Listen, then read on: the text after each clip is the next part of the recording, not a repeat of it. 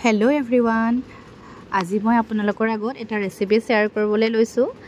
ৰেচিপিটো হৈছে ছাগলী মাংসৰ তৰকাৰী অৰ্থাৎ মটন কাৰী ছাগলী মাংসৰ তৰকাৰী বাৰ আপোনালোকে খাই ভাল পায়নে মোৰ কিন্তু খুবেই প্ৰিয় ছাগলী মাংস মই ছাগলী মাংস খাই খুবেই বেছি ভাল পাওঁ ছাগলী মাংসটো সকলোৱে বনাব জানে গতিকে মইনো ছাগলী মাংস কেনেকৈ বনাওঁ মানে মোৰ ষ্টাইলত দেই এইটো মই কাৰো পৰা শিকা নহয় একচুৱেলি মই তেনেকৈ বনাওঁ আৰু মোৰ ষ্টাইলত কেনেকৈ বনাওঁ আপোনালোকে এবাৰ চাব আৰু বনাই এবাৰ ঘৰত খাই চাব প্ৰথমতে মই কি কৰিলো যে মাংসখিনি ভালকৈ ধুলো মাংসখিনি ভালকৈ ধুই তাত মই পিয়াজ মিঠাতেল আৰু হালধি দি ধুনিয়াকৈ মই মাংসখিনি হানি লৈছো তাৰ পাছত মাংসখিনি ধুনিয়াকৈ হনাৰ পাছত কি কৰিছো মই আধা ঘণ্টা বা 1 ঘণ্টাৰ কাৰণে মই মাংসখিনি মানে মেৰিনেট হ'বলৈ থৈ দিছো তাৰ পাছত আধা ঘণ্টা বা 1 ঘণ্টাৰ পাছত আপোনালোকে যিমান দি সময় ৰাখে আৰু আধা ঘণ্টা বা 1 ঘণ্টাৰ পাছত মই মাংসখিনি বনাবলৈ যোগাৰ কৰিছো গতিকে মই কি লৈছো প্ৰথমতে পিয়াজ লৈছো গোটা মছলা আপোনালোকে যি দিয়ে আৰু আদা নহৰু বটা ডাঙৰ বিলাহী দুটা আৰু মই মগজ লৈছো দেই মই মানে মগজ দি মাংস ছাগলী মাংস খাই ভাল পাওঁ মগজ অলপ মই তিয়াই থৈছো প্ৰথমতে মই এতিয়া কেৰাহীত গোটা মছলা দিলো তাৰ পাছত তেজপাত দিলো মানে যি গোটা মছলা আপোনালোকে খাই সকলোবোৰ দি ল'ব গোটা মছলা দিয়াৰ আগতে মই কি কৰিছো কেৰাহীখনত অকমান মই চেনি দি লৈছো চেনি দিলে কি হয় মানে মাংসটো ভালকৈ হিজেও আৰু লগতে মানে কালাৰটো ভাল হয় কাৰণে মই প্ৰথমতে গোটা মছলা দিয়াৰ আগতে কেৰাহীত চেনিটো দি ললো অকমান এচামুচমান চেনি দিছো চেনি দি তাৰ পাছত ভালকৈ মই গোটা মছলাখিনি ভাজিলো ভাজাৰ পাছত মই পিয়াজ দিছো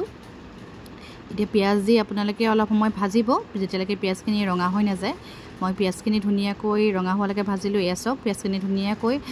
মানে ইমান এটা ধুনিয়া কালাৰ উঠি আহিছে মিঠাতেলত মানে চেনি দিলেই ধুনিয়াকৈ কালাৰ এটা উঠি আহে দেই এতিয়া মই আন্দাজমতে হালধি আৰু নিমখ দিছো নিমখ দি মই পুনৰ আকৌ সবজিখিনি ধুনিয়াকৈ মানে পিয়াজখিনি ধুনিয়াকৈ লৰাইছো এতিয়া মই কি কৰিছো ডাঙৰ সাইজৰ দুটা বিলাহী দিছো দেই মই মানে বিলাহীটা ডাঙৰ সাইজৰ মই মানে বিলাহী তেলতে দিলে ভাল পাওঁ তাতে বিলাহী দিছো আৰু বিলাহীৰ পৰা যেতিয়া তেল এৰাৰ পাছত মই আকৌ মেৰিনেট কৰি থোৱা মাংসখিনি মই তেলত দি দিলো তেলত দি তাৰ পাছত মই পুনৰ ভালকৈ লৰাইছো মাংসখিনি মাংসখিনি অলপ সিজাৰ পাছত মই আদা নহৰু দিছো দেই মই কিন্তু আদা নহৰু প্ৰায় নহয় মই মাংস কিন্তু তেলত নিদু দে আদা নহৰু সদায় মই মাংসখিনি অলপ ভজাৰ পাছতে আদা নহৰু দিও তেতিয়া মানে খুব ধুনিয়া এটা গোন্ধ ওলাই আৰু খাবলৈ খুব ভাল হয় এতিয়া আদা নহৰু দিয়াৰ মাংসখিনি পুনৰ ভাজিলো তাৰ পাছত মই আপোনালোকে যি মছলা ব্যৱহাৰ কৰিব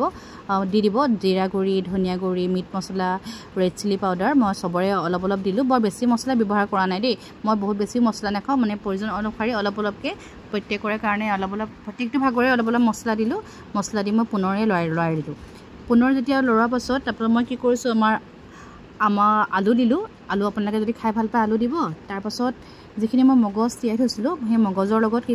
মই দুটা অলপ কাজু দিলো কাজু আৰু মগজ দি মই এটা মিহি পেষ্ট বনাইছো আৰু মিহি পেষ্ট বনাই পিনি মই কি কৰিলো তেলত দি দিলো তাৰ পাছত পুনৰ লৰাইছো পুনৰ লৰাৰ পাছত যেতিয়া মাংসখিনি আকৌ সিজা হ'ল তাৰ পাছত আপোনালোকে দেখিছে মই কি কৰিছো ইয়াত 2 চামুচ দৈ দিছো দৈ দিলে কি হয় এটা দৈটো অপচনেল হয় দেই আপোনালোকে দৈটো নিদিব পাৰে কিন্তু মানে মই দৈ দিলে অলপ খাই ভাল পাওঁ কাৰণে 2 চামুচ দৈ দিলো দৈ দি পুনৰ লৰালো পুনৰ লৰোৱাৰ পাছত তাৰপৰা কি কৰিছো মই আন্দাজমতে পানী দিলো আৰু পানী দিয়াৰ পাছত মই কুকাৰত ভৰাই দিলো প্ৰেছাৰ কুকাৰত কাৰণ কি হয় প্ৰেছাৰ কুকাৰত যদি আপোনালোকে ভৰাই দিয়ে মাংসখিনি মানে ধুনিয়াকৈ সিজি যায় ধুনিয়াকৈ মাংসখিনি সিজি যায় আৰু লগতে মানে খাবলৈও ভাল হয় আৰু খুব সহজে সিজি যায় কাৰণ আপোনালোকে জানে ছাগলী মাংস সিজিবলৈ বহুত টাইম লাগে সেইকাৰণে প্ৰেছাৰ কুকাৰত দিলে ভাল তাৰ পাছত প্ৰেছাৰ কুকাৰ খুলি আপোনালোকে গৰমে পৰিবেশন কৰক খাবলৈ খুবেই এটা মানে টেষ্টি ৰেচিপি আপোনালোকে ধুনিয়াকৈ এবাৰ ঘৰত বনাই খাই চাব থ্যাংক ইউ